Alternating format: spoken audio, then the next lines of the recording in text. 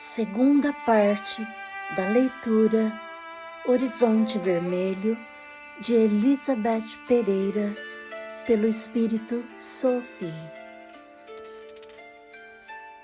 Reencontros. Capítulo 6. Os primeiros sinais do sol morno começavam a se fazer presentes. Anunciava-se o verão de 1100. Pequeninos arco-íris formavam-se nas gotículas de água que a vegetação guardava da chuva noturna. Os pássaros, de espécies e tamanhos variados, encarregavam-se da música e as borboletas multicores da dança, que compunham a festa do amanhecer no vale. A vida de Eugene mudara muito pouco nesse tempo. Ainda morava com a mãe enferma e Jacob vinha para casa todos os domingos, o que a fizera parar de ir à missa, pois não lhe agradava sair em sua companhia. O primogênito, condição que Jacob lhe impusera para sair do vale, ainda não viera, o que de certa maneira a tranquilizava. Acabara por apreciar a esplêndida vista do local e não desejava ter um filho com o tio, que se colocara como marido à sua revelia. Não se importava mais de viver no lugar que aprendera a amar. Apenas Jacob, achava ela, não fazia parte de tão lindo quadro. Como sabemos, era ele que não podia ter filhos, culpando sempre as mulheres por isso. A moça, então, jamais conceberia o seu sonhado primogênito, Isaac, e, consequentemente, não viveria na vila.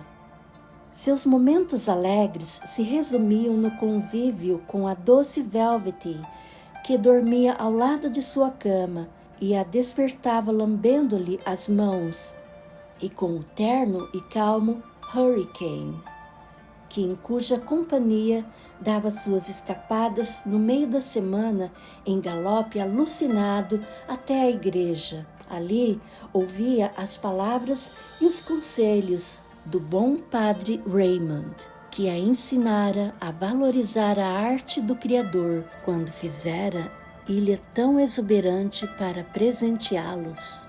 Naquela manhã, como de hábito, Eugene abriu a porta que dava para a trilha e, precedida pela fiel cadela, foi soltar o rebanho. O fogo estava aceso e um risco de fumaça se desenhava no céu sem nuvens.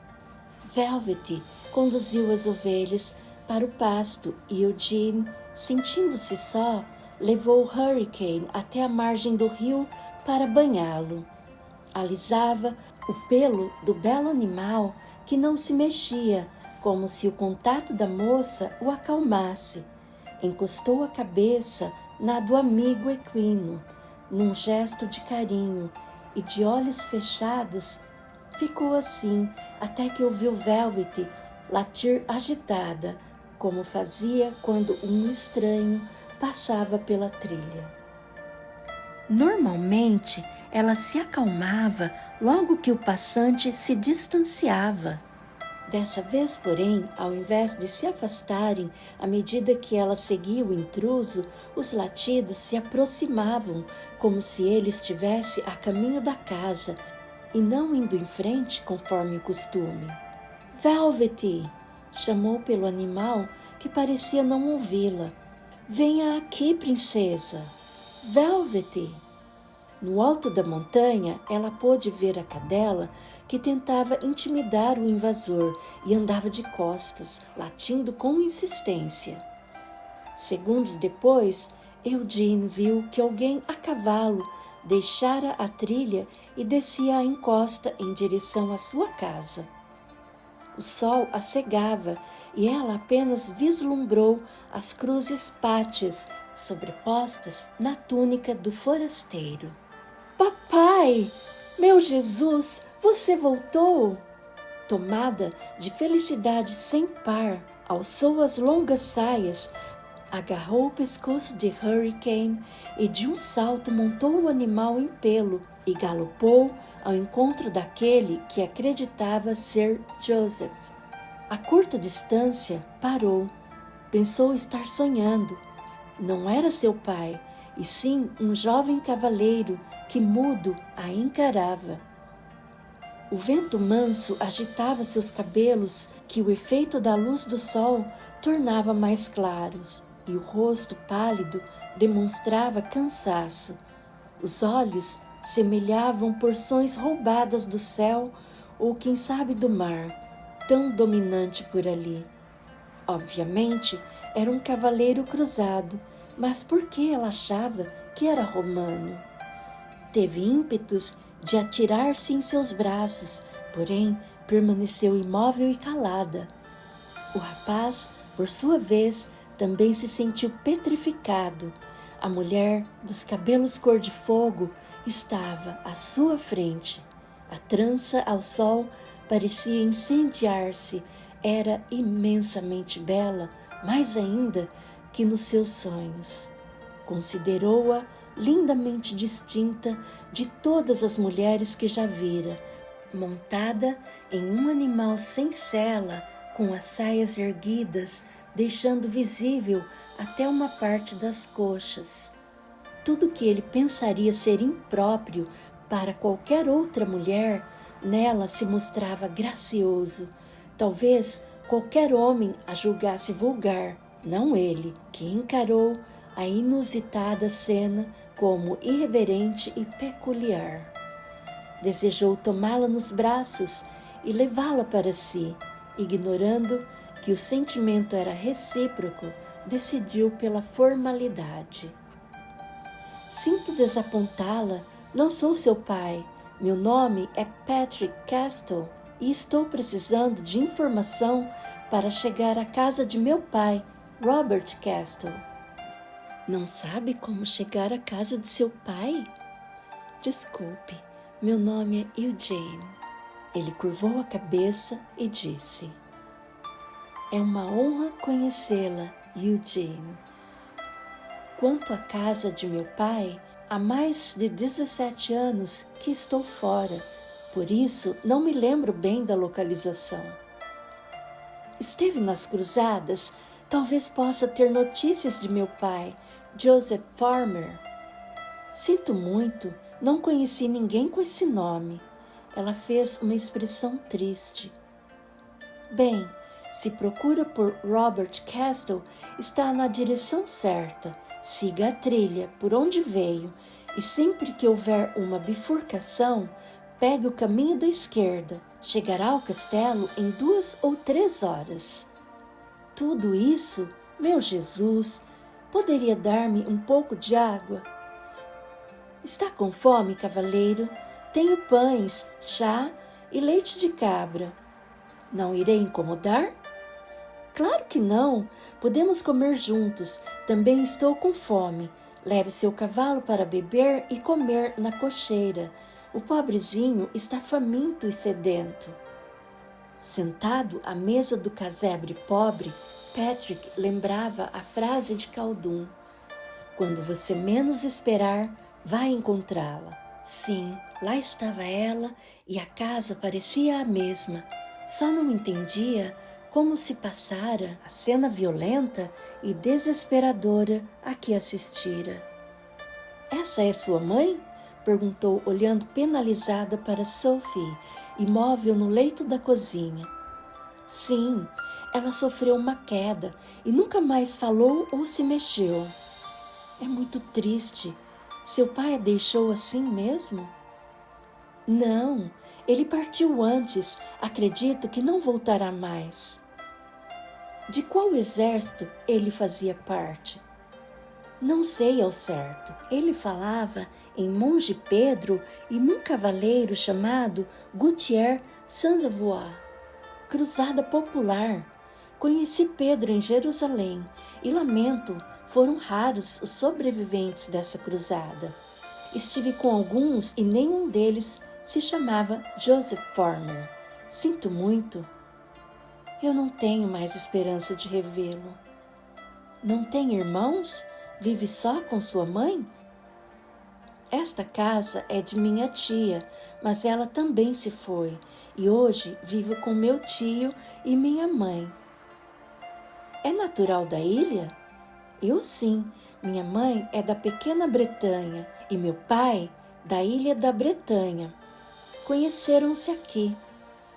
Minha família também veio da ilha da Bretanha em 1066, mais ou menos, devido à invasão normanda. Os meus vieram por causa do Domesday Book. Ficou impossível pagar os impostos que o rei Henrique cobrava. Foi nessa ocasião que meu avô adotou o nome Farmer. Eram tantos nomes iguais que precisaram acrescentar outro, e como somos uma família de fazendeiros, ele achou que seria o ideal. Pelo mesmo motivo, minha família adotou o nome Castle, dado que eles possuem castelos aqui na Normandia, na Velha Caledônia e na Ilha da Bretanha. Você diz que eles possuem? Não se chama Castle? Sim, pois ficaria muito comprido se eu me chamasse Patrick, filho de Robert Castle, é que sou o segundo filho. Os castelos pertencerão ao meu irmão Simon, o primogênito. Eu sou não só primogênita, como unigênita, e todos os castelos que possuo se resumem a este casebre, que nem sequer me pertence. O cavaleiro riu da sua irreverência. Eugene, muito obrigado por tudo. Tenho que seguir viagem. Minha bagagem já deve ter chegado e deixado os meus preocupados com minha ausência. Se você precisar de qualquer coisa, sabe onde fica a casa de meu pai. Ela fixou o olhar súplice bem dentro dos olhos de Patrick e não conseguiu deixar de questioná-lo. Vai voltar aqui? Sim, trago um presente para você que veio do Oriente sob meus cuidados. Foi feito por alguém muito especial. Quem me mandaria um presente do Oriente? É uma longa história, eu contarei oportunamente. Saindo da casa, Patrick olhou para Hurricane e exclamou admirado: belíssimo animal! É manso como um cordeiro. É o que aparenta. Aliás, não acredito que haja alguém, nem mesmo um animal, capaz de não ter comportamento doce e terno diante de você. Ela sentiu-se feliz como nunca.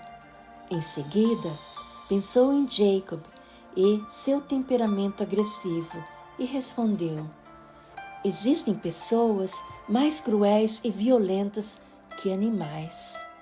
Bem eu sei, venho de uma guerra onde eu próprio fui cruel e violento, até que prometi a mim e a Jesus nunca mais tirar a vida de ninguém. Você é um homem bom e não me é estranho. Será que não nos conhecemos? Já esteve na Normandia? Nunca saí desta ilha. Então acho pouco provável, já que parti em 1083 e estou voltando precisamente agora, a menos que tenha me conhecido quando criança. Não, nasci no ano de 1082.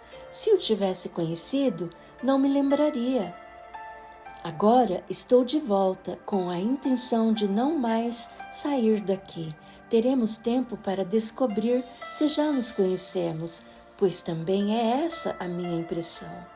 Dizendo isso, tomou sua mão e a beijou ternamente. Depois ficou alguns minutos a fitar seu rosto, em silêncio. Até breve, Eugene. Falou por fim. Logo que me instalar, voltarei para revê-la e trarei seu presente. Até breve, cavaleiro. Desejo que se instale rapidamente. Ficou a observá-lo desaparecer na colina. Seus cabelos, crescidos até os ombros, agitados pelo vento e pelo galope do cavalo. Como no seu sonho, ele parou e olhou para trás. Depois, tudo que pôde divisar na linha do horizonte foi a capa escarlate com a marca da cruz. Isso imediatamente lhe recordou Jesus e, com seu temperamento arrogante, disse: Jesus, dê-me o amor desse seu cavaleiro e eu lhe perdoo todo o resto.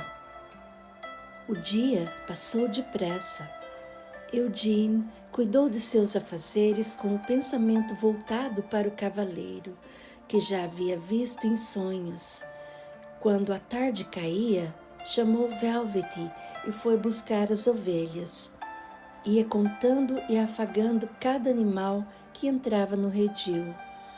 Ao terminar, exausta, deixou-se cair na relva macia e ficou a admirar o pôr do sol. Lembrou-se do pai, como teria morrido, se sonhara com Patrick e este era real, igualmente o seria o sonho que tivera com ele? Estaria de fato sofrendo como pudera ver naquela noite? Joseph, após a consumação da vingança dos judeus da Germânia e do resgate de Daniel, foi envolvido por um sentimento depressivo que o imobilizou em um canto da cozinha. Não conseguia interagir com os encarnados e os desencarnados não mais se importavam com ele. Deixaram o local apavorados com a presença das entidades de luz. A exceção foi Enoch, que se afinizara completamente com Jacob e se ligara a ele de modo assustador. Os pensamentos de ambos se misturavam a tal ponto que quase não se distinguia a quem pertenciam. Com o passar dos dias, Joseph, mergulhado em angústia e revolta, foi se encolhendo ao lado da cama de Sophie. Com isso, fazia piorar a situação da esposa, que perdia peso e debilitava o corpo de maneira acelerada.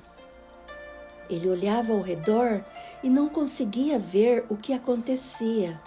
Não notava a presença de seu desafeto Jacob, nem de Enoch, que também não o percebiam. Cansado de tentar falar com Eugene, num ato de desespero supremo, encolheu-se sobre si mesmo, em estado de letargia espiritual. Assim, permaneceu por mais de um ano, quando um grupo de cruzados desencarnados adentrou a residência e levou aquele soldado totalmente inerte para uma região espiritual ainda mais densa, onde se desenrolava batalha similar às do plano físico. A pobre alma, no entanto, não tomou parte dela, não possuía lucidez para qualquer gesto próprio. Começava a perder consciência de si. Sem rumo, perambulava através do campo violento, trajando trapos e tendo o corpo espiritual dilacerado por ferimento que não parava de sangrar. Sentia frio, dor, fome e sede. Às vezes tombava num solo lamacento e escorregadio, mirava o céu negro e não entendia por que nunca amanhecia. Tinha saudade do sol, não lograva penetrar a atmosfera tão densa. Passava dias a se revirar na lama negra, sem ânimo para caminhar, pois quando o fazia, parecia não sair do lugar. Por mais que se movesse de um local para o outro, a paisagem era sempre igual. Árvores sem folhas, pequenos riachos infectos e mal cheirosos, solo acidentado e cavernas idênticas a perder de vista. Tudo era horripilante e aterrador naquela terra de noite eterna, sem estrelas ou luar. Nos raríssimos momentos em que recordava quem era, seu único objetivo era trazer Jacob para perto. Urrava de ódio por horas, para depois cair de novo na apatia depressiva que o tomara de assalto na noite em que assistira ao ato impensado e cruel que o cunhado perpetrara contra sua filha. Eugene, extasiada pelo pôr do sol, quase dormiu deitada na relva. De repente, foi como se levasse uma pancada no estômago. Lembrou que o sábado se ia com o sol e na manhã seguinte Jacob entraria em casa. Com um estalar de dedos, chamou Velvet e entrou para cuidar da mãe. O domingo, ao contrário do dia anterior, amanheceu nublado e triste. Jacob chegou trazendo carne, sal e cereais, que foram jogados sobre a mesa com grosseria. A moça olhou para ele interrogativamente. Aconteceu alguma coisa? A senhora deve responder à própria pergunta. Não sou dada a enigmas. Quem esteve aqui? Há 2 pares de pegadas de cavalos descendo a colina. Seus olhos faiscavam de ódio e os lábios tremiam. São as pegadas de Hurricane. Devo ter descido a encosta 2 vezes ou mais. Não tente ludibriar-me. Sou descendente de zelotes e levei toda a vida identificando pegadas. Essas são de 2 cavalos lado a lado, e apenas uma é de Hurricane, com suas ferraduras gastas, enquanto a outra é de um cavalo que foi ferrado há poucos dias. Certo, um cavaleiro passou por aqui pedindo informações e estava com sede. Só dei um pouco de água a ele e ao cavalo. Água? Estamos em uma ilha, rodeados de água por todos os lados, e esse homem vem procurar água aqui, em minha propriedade, quando minha mulher está sozinha? Não seja maldoso. As águas que nos rodeiam são salgadas, ou você não sabia? Dane-se, quem é ele? Eu não sei, nunca o vi antes. Jacob, não suportando o cinismo de Eugene, segurou-a pelo pescoço, pressionou seu corpo contra a parede e falou engasgado de ódio.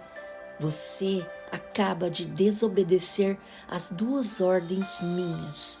Cavalgou por aí, aposto que com as pernas à mostra, feito uma prostituta, e recebeu um homem na minha ausência. Tenho vontade de espancá-la. Dizendo isso, atirou-a ao chão. A moça teve um ataque de tosse devido à asfixia. O senhor é louco? Não, louca é você que desafia minha autoridade. Vamos, troque-se. Preciso ir até a vila e você vai comigo.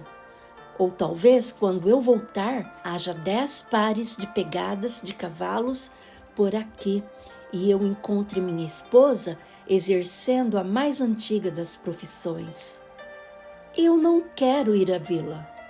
Não me lembro de ter perguntado o que você quer. Num gesto de rebeldia, Eugene sentou-se no chão, cruzando os braços e olhando desafiadora para Jacob, que estava prestes a explodir de cólera. Nesse momento, a bela entidade de brilho azulado, com cabelos e barbas prateadas, a mesma que socorrera Daniel e sagrara Patrick, cavaleiro do Cristo, aproximou-se e enviou ao seu espírito a seguinte mensagem: Vá, Eugene. Está na hora de encontrar mais um de seus pares nas quedas do passado. Juntos será mais fácil caminharem para a redenção. De repente, ela se levantou. Está bem, eu vou. Espero-o na igreja, enquanto trata de seus negócios escusos. Sem responder, ele atrelou Hurricane à charrete e partiram. Durante o trajeto, nada falaram. Na vila, ele deixou Eugene às portas da igreja e saiu, avisando que voltaria em pouco tempo, o que ela sabia não ser verdade, já que seus malfadados negócios duravam o dia todo. Padre Raymond saía apressado, portando um relicário com a Eucaristia. Disse que ia assistir a um homem que agonizava e que ela podia esperá-lo na igreja, onde estaria assim que possível. Assentindo com a cabeça, a jovem sentou-se no extenso gramado que existia em frente e ficou a observar os transeuntes. Pessoas caminhavam conversando animadas, famílias inteiras aproveitavam o domingo para passear. Mulheres às portas das casas falavam como se o assunto não tivesse fim. Sentiu-se a mais desditosa das criaturas, não possuía família, nem amigas, nem vizinhas para conversar coisas sem importância. Seu único amigo era Padre Raymond, e ele morava tão longe, passava dias sem falar com ninguém, exceto, é claro, sua mãe, Velvety e Hurricane, que infelizmente não respondiam. Sua atenção foi atraída por suntuosa carruagem que parava de frente à igreja. Um homem forte, de traços bonitos, embora comuns, cabelos e barbas claros e longos, desceu do veículo, olhou-a e pareceu não notá-la. Ela, entretanto, percebeu que seus olhos eram quase tão azuis como os de Patrick, e a lembrança do cavaleiro a angustiou mais ainda. O homem abriu a porta da carruagem e estendeu a mão num gesto de solicitude. Outra mão alva e bem cuidada pousou sobre as do cavaleiro, que cuidadosamente ajudou uma linda dama a desembarcar. Tratava-se de mulher de modos finos e requintados, cabelos negros presos em um coque e enfeitados por graciosa tiara, olhos esverdeados e pele muito branca. Trajava rico vestido de seda em tom rosa suave, com rendas brancas, cuja gola lhe cobria todo o pescoço. Era enfeitada por um camafeu negro onde se destacava a imagem da Mãe de Jesus talhada em marfim. Quando ela já apeara, o acompanhante beijou-lhe a mão e, voltando ao veículo, ordenou ao cocheiro que partisse. Eugene sentiu a dor penetrante da inveja corroer-lhe a alma. Aquela mulher devia ser completamente feliz, pensou, invejou sua carruagem, seu vestido, seu marido, enfim, sua vida. E mais uma vez culpou Jesus pela má distribuição de bens materiais e felicidade entre as pessoas. A jovem senhora passou por Eugene com seu belo vestido a farfalhar. Olhou para ela e a cumprimentou num gesto discreto de cabeça, recebendo em resposta a mesma saudação. Algumas gotas de chuva começaram a cair sobre a moça, que procurou agasalhar-se na igreja. Sentou-se em um banco na nave vazia e, mirando a grande cruz fixada na parede atrás do altar-mor, não sabia se orava, chorava ou brigava com Jesus. Talvez o que quisesse de fato fosse dormir, dormir, dormir e nunca mais ter que acordar para sua desgraçada vida. Estava de olhos fechados quando ouviu novamente o rumor de sedas e rendas. Ao abri-los, deparou com a dama da carruagem luxuosa, que se sentava no banco em frente ao seu, porém da outra fileira. Fitou-a e num instante desviou o olhar, para em seguida encará-la outra vez e encontrar meigo sorriso no rosto da desconhecida. Pode dizer-me onde se encontra Padre Raymond? A voz era suave e calma. Foi assistir a um moribundo. Disse que não deve demorar. Obrigada. Às ordens. Alguns minutos transcorreram em absoluto silêncio. Chamo-me Lucy Mary. Eu me chamo Eugene. É moradora da vila? Não, minha casa fica a umas 2 horas daqui. E você? Sou nascida na Normandia. Casei-me há 2 anos e vim para cá. Moro a cerca de 4 horas deste local. Era seu marido quem a acompanhava? Sim, era ele. Desculpe se pareço indiscreta, mas percebo que esteve chorando. Aconteceu algo de ruim? Todo dia acontece. Acho que ele me odeia. Apontou o crucifixo. Coisas ruins sucedem a todos. Portanto, pela sua lógica, Jesus odiaria a humanidade inteira, o que não é condizente com a natureza superior que mostrou quando aqui esteve. Sem conseguir controlar as emoções, Eugene explodiu. Não acredito que exista alguém que receba tantas desgraças como eu. Meu pai morreu na cruzada e antes disso dispôs de todos os nossos bens.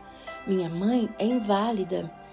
Meu noivo resolveu virar padre. Odeio aquele que se impôs como meu marido. Sou totalmente sozinha.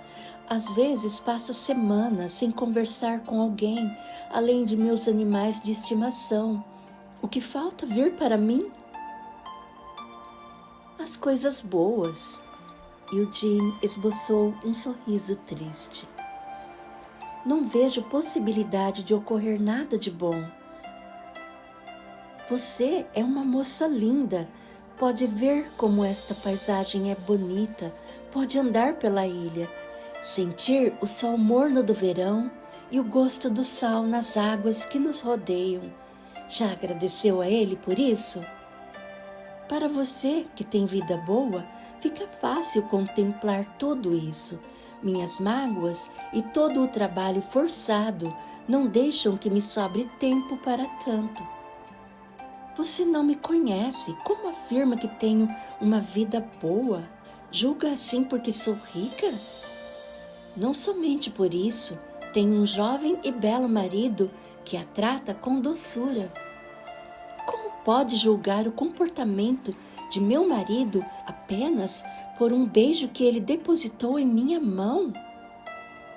Desculpe-me, estou sendo infantil e invejosa. Acredite-me, Eugene, não há nada de invejável em mim. É que aprendi a ver o lado positivo dos acontecimentos. E o que pode haver de positivo em ser trazida para um lugar isolado, não obstante a beleza, e ser obrigada a viver maritalmente com um homem muito mais velho e asqueroso, que há bem pouco tempo era meu tio? Isso eu não sei. Só posso dizer-lhe que está no lugar certo e com as pessoas certas. Imediatamente, Eugene lembrou-se de Patrick. Não o teria conhecido se não estivesse na casa de Jacob. Você pode ter razão, mas o meu lugar certo é um casebre no fundo de um vale. E o seu?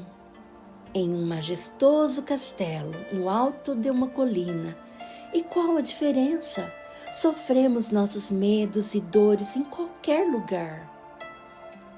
Como alguém pode sofrer em um lugar assim, com um marido jovem e gentil? Esse marido gentil tem várias amantes. Foi-me apresentado nos aposentos nupciais, na ocasião em que meu pai e meu único irmão morreram na cruzada e minha mãe, na tentativa de juntar fortunas, literalmente negociou-me com meu sogro. Não tenho mágoa de meu marido, ele também foi vítima, não me escolheu por esposa. Fez o que seu pai decidiu. Trata-me com respeito, porém não me ama, nem eu a ele. Está sempre cobrando o que não sei se poderei lhe dar, um herdeiro. Algo é igual em nossas vidas. Meu tio marido quer que eu tenha um filho, e isso não acontece, ainda bem, detestaria ter um filho com ele. Lucy Mary sorriu. Eu gostaria de ter um bebê, só que é impossível, não sou uma mulher normal. Como não é normal? Sei que não conhece meu marido ou sua família, e ainda assim peço-lhe segredo absoluto. Pode guardar um segredo que não contei sequer à minha mãe? Se você confia em mim, sem ao menos saber quem sou, fique sossegada, nunca revelarei seu segredo. Lucy Mary olhou para todos os lados e, certificando-se de que estavam sozinhas, levantou as saias, mostrando as coxas cheias de cicatrizes, embora alvas e bem feitas. Olhe para isto.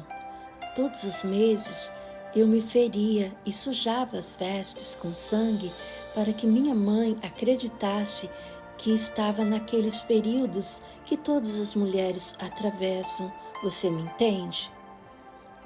Por que fazia isso? Você não tem os sangramentos que todas nós temos? Eventualmente, em toda a minha vida foram apenas 4 vezes. Por isso, sei que não darei filhos a meu marido. Ele não pode descobrir. Eu morreria de vergonha. Juro que ninguém saberá jamais. Este segredo irá para a tumba conosco. Peço 1000 perdões por julgá-la uma pessoa sem percalços, dona de uma vida fácil e tranquila. Fui egoísta? Eu sempre sou. Não se culpe, Eugene. É típico do ser humano achar que seu fardo é o mais pesado. É imprescindível conhecermos os sofrimentos dos outros para mudarmos nossa opinião. Você tem razão. No entanto, desde que meu tio me tomou por esposa, usando de força e violência, não consegui mais deixar de odiá-lo. O ódio, ao contrário do que pretendemos, não fere o agressor, e sim a nós mesmos. A agressão pode durar horas, dias ou até anos, já o ódio pode durar a vida toda. Logo, nós nos agredimos mais que o próprio agressor. O marido de Lucy Mary entrou na igreja, cumprimentou Eugene e, pegando a esposa pela mão, convidou-a a voltar para casa, no que foi prontamente atendido. Aceitando o braço que lhe oferecia, ela se levantou e disse à nova amiga: "Foi muito gratificante conhecê-la. Espero que possamos nos encontrar novamente." "Eu também. Estou sempre aqui. Agrada-me sobremaneira conversar com o Padre Raymond. Venho à igreja todos os domingos. Faz parte de minha rotina semanal." "Sendo assim, com certeza nos encontraremos." Lucy Mary saiu acompanhada do esposo. Eugene permaneceu imóvel à espera do pároco. Jacob chegou primeiro e, num gesto com a mão da porta da igreja, chamou-a para ir para casa. Era uma manhã de quarta-feira, o sol brilhava e fazia calor, mais ainda para Eugene, que tosqueava as ovelhas com as saias amarradas à cintura e tinha o suor a escorrer pelo rosto rubro devido à exposição ao sol. A ovelha em suas mãos no momento escapou-lhe. Num movimento brusco, promovendo o tombo espetacular da moça, que, vencida pelo cansaço, não foi atrás do animal, deixou-se ficar sentada, olhando desolada para o objeto cortante que usava. Foi quando ouviu uma risada meio contida de alguém que tentava, sem resultado, não rir de sua queda. Virou-se na direção da mal disfarçada gargalhada, com expressão furiosa, e já ensaiava um sem número de impropérios quando seus traços se suavizaram e seus lábios se abriram em franco sorriso. Patrick, não acreditei que voltaria. Eu disse que viria e um cavaleiro nunca mente. Num gesto automático, soltou as saias e com a barra tentou limpar o rosto, desistindo ao sentir que ficaria totalmente descoberta. Patrick aproximou-se e com um lenço imaculado lhe secou o suor do rosto, colo e pescoço. Quer que ajude com o rebanho? Não, estou cansada, continuarei mais tarde. Sente-se ao meu lado e fale-me de você. Ele retirou de um alforge o perfume que Khaldun mandara e, molhando as pontas dos dedos no líquido aromático, tocou os cabelos dela, a lembrança do amigo, e aqueles cabelos, cor de fogo entre seus dedos, fizeram lágrimas silenciosas rolarem pelo seu rosto. Por que chora? São tão lindos os teus olhos. Deixa-os brilhar. Esperei tanto para tocar seus cabelos vermelhos e agora estão tão perto. Você me deixa confusa. Fez uma pausa e a seguir acrescentou: eu também esperei muito para olhar em seus olhos. Você disse me conhecer e eu contei que tive uma sensação igual.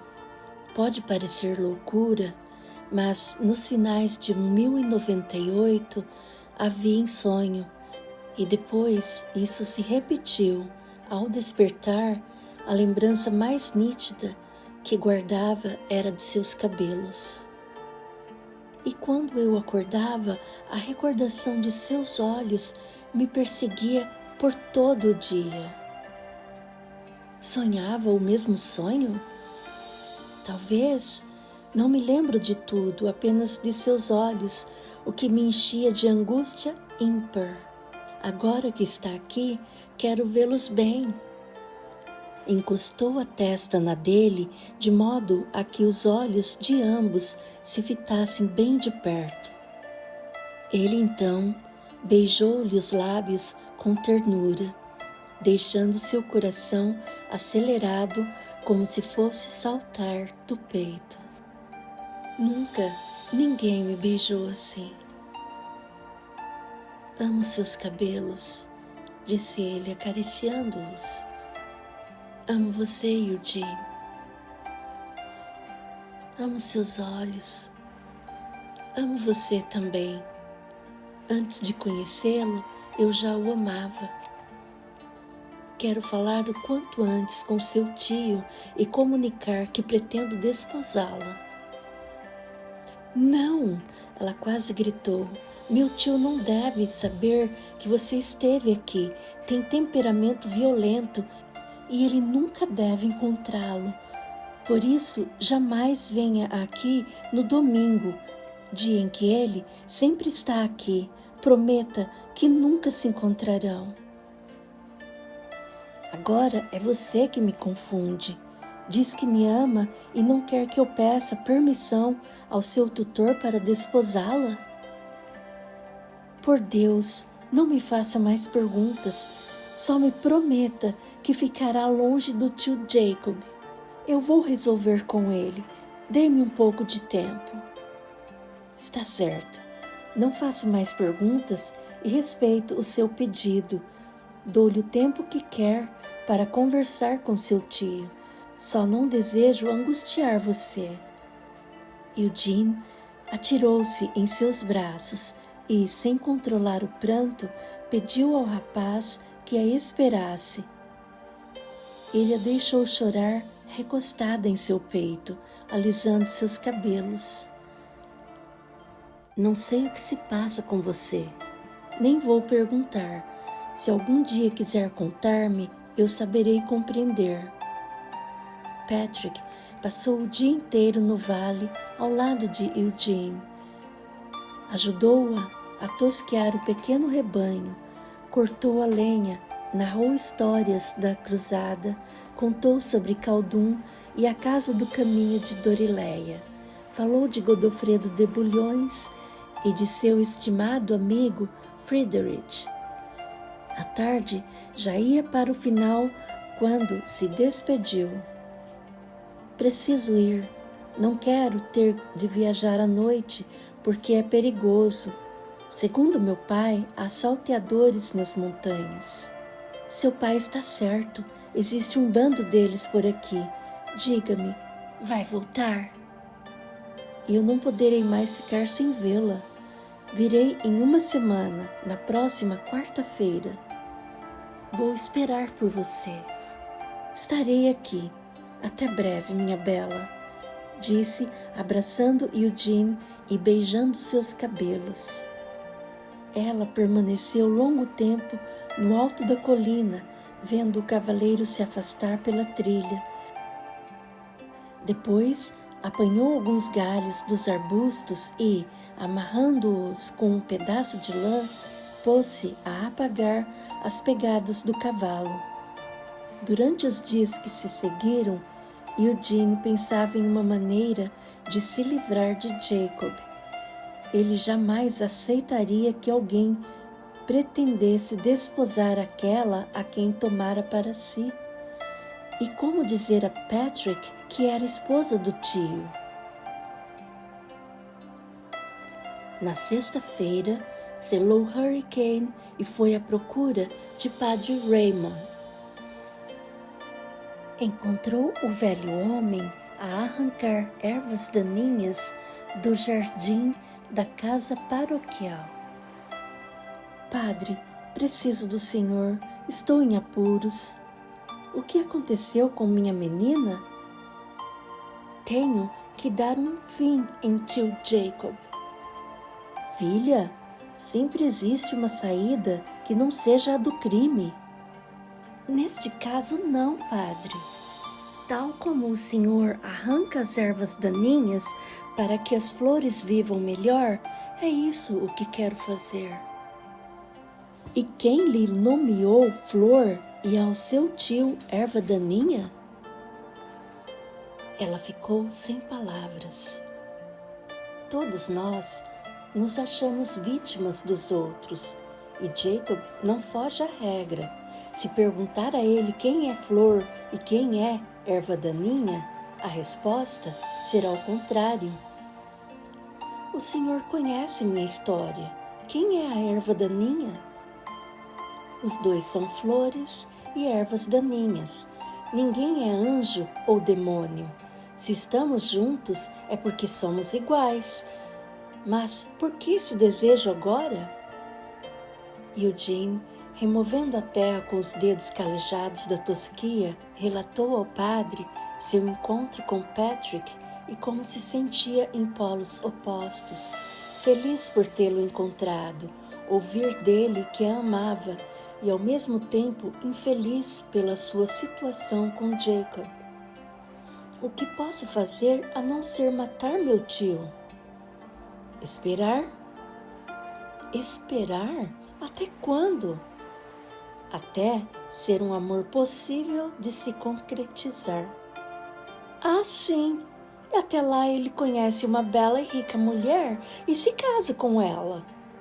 Se a ama, como disse, e você também o ama, estão ligados.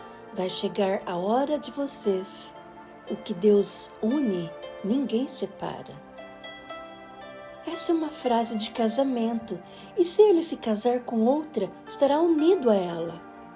Deus não liga as pessoas através de rituais, minha filha, e sim do amor, Se você e esse rapaz se amam, já estão unidos. É só ter paciência e não sair passando por cima dos outros. O senhor quer dizer que de qualquer jeito eu me casarei com ele? E quanto ao meu tio? Você está tendo um tempo com ele. Faça o melhor que puder e o prêmio será viver o seu amor.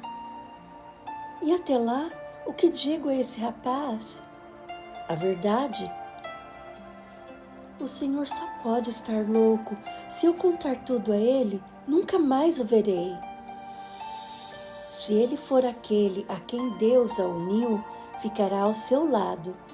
Se ocorrer o contrário, será porque não está unido a você. Então, melhor que ele se vá, pois seria só mais uma desilusão, acompanhada de muito sofrimento. Não posso. Eu jamais conseguiria contar a ele o que me aconteceu. Certo. E na hipótese de você matar Jacob, no que isso facilitaria? Em tudo. Eu seria livre, solteira. E como explicaria a ele o fato de não ser pura? Eugene respirou fundo e escondeu o rosto com as duas mãos. Ah, meu Deus, eu nem tinha pensado nisso. Sim, eu já imaginava. Nunca pensamos em tudo quando tomamos decisões precipitadas. Eu não tenho a menor chance de ser feliz algum dia em minha vida. A verdade, Eugene. Diga sempre a verdade. E lembre-se, ninguém separa o que Deus une. Não suportaria que ele desistisse de mim, padre. É algo maior que eu. Nenhum sentimento pode ser maior que nós, visto que está dentro de nossa alma. Por isso, lembre-se, os sentimentos são nossos e não donos de nós. Logo, podemos trabalhar os maus e não cometer erros em nome dos bons. Você experimenta um bom sentimento por esse rapaz, porém, se cometer um crime por isso, colocará a perder a pureza dele. São Paulo já dizia há mais de 1000 anos que o amor é paciente e benigno, portanto, não se justifica fazer o mal em seu nome. Embora saiba que o Senhor tem razão, sei também que é capaz de entender o que se passa comigo. Se antes viver com tio Jacob era penoso, agora se tornou insuportável. Sim, eu entendo, e ainda assim lhe digo, quanto maior a luta, maior a vitória. Não me perguntou quem é o rapaz. Se quisesse contar, já o teria feito. Eu não perguntaria algo que diz respeito apenas a você. Não faz diferença para mim quem é ele. Não muda nenhum dos conselhos que lhe dei. Para ajudá-la, não preciso dessa informação. Se o nome dele não acrescenta nada à nossa conversa, eu deveria conhecê-lo para quê? Guarde o nome e o dono dele em seu coração. Amo o Senhor, Padre. Também a amo, minha menina. Prometa não fazer nenhuma bobagem e não esqueça que problema algum é maior do que nós. Vou ajudá-la a achar uma solução. Prometo e agradeço a sua atenção mais uma vez. A sua bênção. Preciso ir e que Jesus me ajude. Ele está sempre a nos ajudar, em especial nas horas em que mais sofremos. Somos nós que nos afastamos dele, não o oposto. A jovem beijou a mão do velho sacerdote e voltou para casa a galope.